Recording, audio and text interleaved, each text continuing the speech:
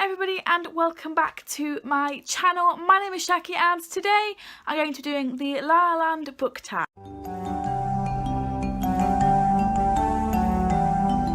I don't have any makeup on, my hair's really a mess. I'm really sorry for my appearance, but I needed to film something really quick and really easy as I'm filming this about almost 2 hours after I was supposed to post this. So we're gonna see how late this is. So I needed something quick and needed to film, and I just went on the array of tag videos that I want to do and picked one, which was this one. The La La Land book tag is a weird one. The questions are a bit weird, which I'll get into in a minute. But it was originally created by Gabby over at Gabby Reads. I'll link her channel and her video down below, as well as the questions, so you can have a look and possibly join in. The reason why I wanted to do this video without necessarily being tagged by anybody, I know that I wanted to do it for a long time, but the reason why I wanted to do it now is because today was my last ever film lesson at A-level, and we studied La La Land as one of the films, and I know he's sitting my exam soon, so I thought I would celebrate by doing the La La Land book tag. I do love the film La La Land. Studying it has really helped me understand its main themes, its plot twists and its perks. At first I didn't really like it, but now I've studied it, I really do like it. So as I said earlier, the questions are a little bit weird, and I just feel like they're not as good as I thought they were going to be, and if I would have made up the questions and the tag, I probably would have done a little bit differently. But without further ado, we're going to do this tag very swiftly. Not going to try and rush it, but I do need to get this up today, and we're going to have a bash. The prompt for the character of Mia is to choose a book character who never gives up on their dreams. Now, this one is weird for me in a many array of reasons, but the main one is the fact that Mia gives up on her dream multiple times. It's Seb who actually gets her like role, spoiler alert, that makes her famous.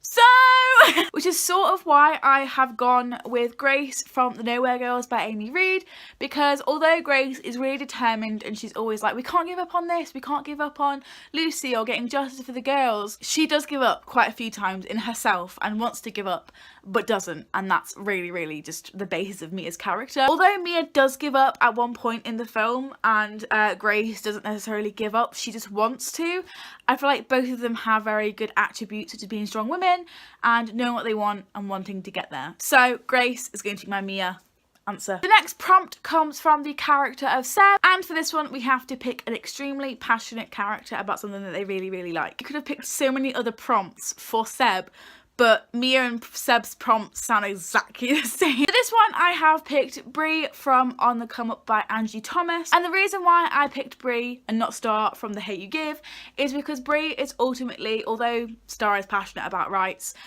Bree is also passionate about rapping, and I love her passion for raps and how she's always thinking on the go, and she's always thinking about what rhymes with what and what sounds better in a stanza, and of course her passion for loving her family as well. The next question is randomly about City of Stars. This prompt is to pick a book that is set in my favourite city. I don't have a favourite city. Is that because I'm just really cynical and nothing is as romantic as that? I just don't have a favourite city. For this one I'm going to have to probably go for City of Bones, because some of the plot of this is set in New York City, and I feel like that's a stereotypical answer for this. I do find the whole world of the Shadowhunters really interesting as well, so it's kind of like a double win-win scenario, but I generally don't have a favourite city at all. I don't think of a city and think, that is my favourite city. It's just a city. Next question is randomly called musicals, and this is to pick a book that would be really good as a musical. This one might be a cop-out, and it also might be one that everyone thinks of when they hear about a book turning into a musical, and that is What If It's Us by Becky Albertalli and Adam Silvera. Not only is the title a reference to a song of a musical, there are references to musicals throughout, and I can just see this being a musical. I don't know why. I feel like some of the situations and scenarios that the two main characters, Ben and Arthur, find themselves in are very musical-esque, and I feel like they would really work together in that kind of situation and dynamic. Honestly, I really wouldn't be surprised if somebody picked this up on Broadway or on the stage, because I can totally see it being a musical. I think it would make a good one, but I'm not sure if I'd be that inclined to go and see it because the book was just okay for me, but I can totally see it being a very good musical, and a musical like that. The next prompt is called Enemies to Lovers, and all we have to do for this one is to pick a fictional relationship that starts as enemies and then transitions into lovers eventually. Thing wrong with this question, anytime I'm in a bad mood, I'm just picking apart this book tag. I'm sorry, That's not my intention.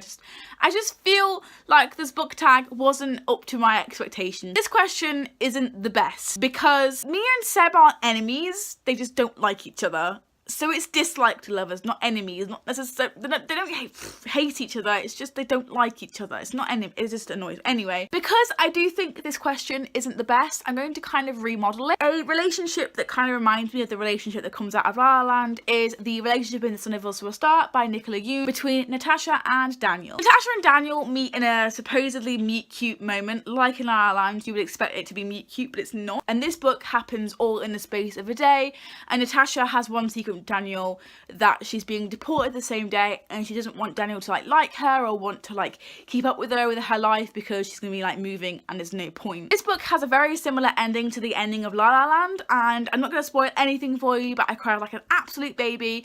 I really like the ending of both of the medias that I'm talking about, and this relationship kind of just reminds me of that. In this book, they aren't enemies at all. Like, I don't personally think that Seb or Mia are enemies either, but there definitely is a dislike there and a distrust, and this relationship really reminded me of how Mia and Seb are in the movie. The next prompt is about Another Day of Sun, and this one is to pick a book set in California. This one's a weird one as well. Another Day of Sun kind of could have gone a little bit more, could have pushed it a little bit further than that, but apparently Of Mice and Men by John Steinbeck takes place in California. I have no other books that take place in California. The next prompt is found in the song Start a Fire in the movie, and we have to pick a book that is severely underrated. Now, I like this prompt, no problems here. For this prompt, I'm going to go with It Only Happens in the Movies by Holly Bourne. Why I personally think that It Only Happens in the Movies is underrated is the fact that I've seen a lot of popular booktubers read this and then not really see the point. Like, the point is just kind of going right over their head. I'm not going to name any names, but people gave us a lower rating because they didn't understand the film aspects. They didn't understand the references. They didn't really understand the fact that the chapters were named after like tropes in film. They just didn't get the story because they don't like books as much as the person who wrote this and the audience it was written for. So they gave it a lower rating, and I'm just like, if you didn't like films, then why did you read the book? No one is talking about it. Why aren't you talking about it? It looks at movies and the Bechdel test and feminism in movies and how romance is portrayed. Audrey writes a kick-ass critical dissertation that you get to read little bits of. She also has her own, you know, goals and aspirations while she goes on to meet the love of her life and treats herself with respect. Why did that deserve anything less than a 4 stars? Oh! Because you don't get the film reference. Get out. Get the fuck out. The next and second to last prompt is Hollywood worships everything and values nothing, which is a line that Seb says to Mia. And in response to this prompt, I have to pick a book that I worship.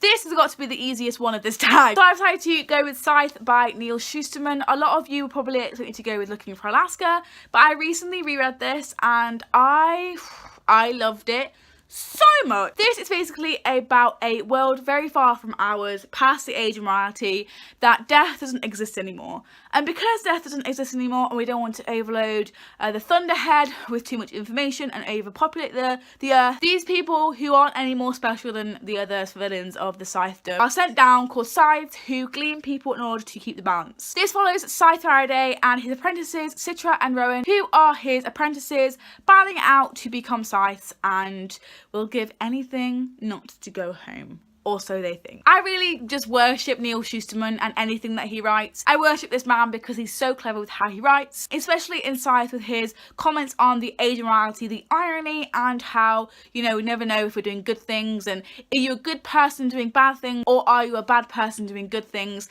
It's all about that and makes comment about our society, and I worship the ground that this book walks on.